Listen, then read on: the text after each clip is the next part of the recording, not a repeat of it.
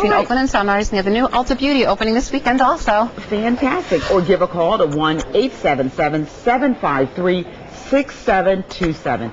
The lovely Natalie, over to you. Trina, you have an entourage over there. Oh, you know how to mess around, girl.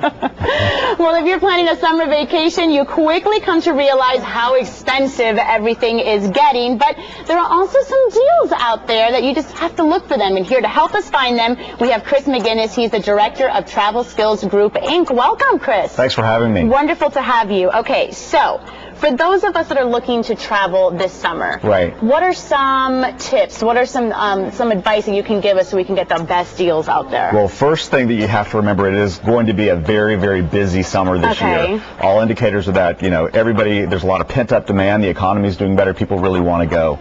The first thing that people need to realize is that traveling internationally is going to be very expensive this year because the dollar is very weak. Now, there are ways to get around that. You can go to countries in Europe such as Portugal, Italy, Greece, and Spain that are the least expensive European countries.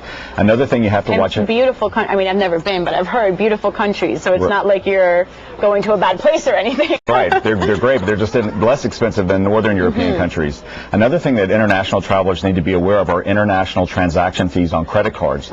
Credit cards are now charging about 3% extra in transaction fees when you go overseas. So a lot of credit card companies that want to keep business of free spending international travelers like American Express Platinum Card have waived these fees. So if you're planning on traveling internationally, check your credit card and see if they charge international transaction fees. All right. Now talk to me about all these extra fees we have to be paying every single time we travel. Right. Well, a lot of people are very upset by the fact that they go to the airport with their bags and they have to pay an extra $25 to $35 to check the bags. Now, there are two airlines that don't charge bag fees. They both come into South Florida, luckily, Southwest and JetBlue. Southwest does not charge for the first or second bag. JetBlue does not charge for the first bag, so you can try those. Also, elite-level members of frequent flyer programs don't have to pay these fees.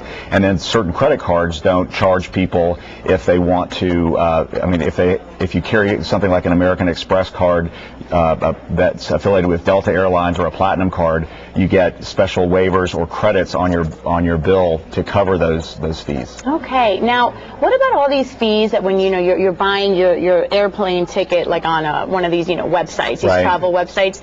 It's like you think you find a great deal, and then when you look at the fees, it's like almost as much as the ticket. It's insane. Yeah, and what you're talking about there are fuel surcharges this year. As we all know, gasoline or airline fuel has really gone up. So flying to Europe has become very expensive. From South Florida, if you want a really good deal, you may want to try to travel in June or wait until after Labor Day, because peak summer travel season, which is July and August, you're really not going to be able to get to Europe for anything less than about $1,200 this year, and that's mainly due to these fuel surcharges, and there's really no way to get around them. The airlines, in order to stay in the black, a big fuel bill, they've got to pay it, so we've got to pay our part in order to get overseas. So maybe we should travel a little bit closer to home. Why don't we talk about staying within the U.S.? Yeah, a great idea for folks from here, because it's hot and muggy in the summertime and you want to get out of town. Go to Colorado or Utah. What's great is that these places are full of condos, pricey condos that are full during the winter, charging $400 or $500 a night. But in the summertime, it's very quiet near the ski resorts, and you can get these $400 or $500 per night condos for $100 a night. So there's a lot of good websites that you can check out that help you find condos versus hotels. HomeAway.com is a good one. Also, VRBO.com is another one. Okay, Chris. Well, thank you for all of your tips, and you have all of this posted on your website. You blog about this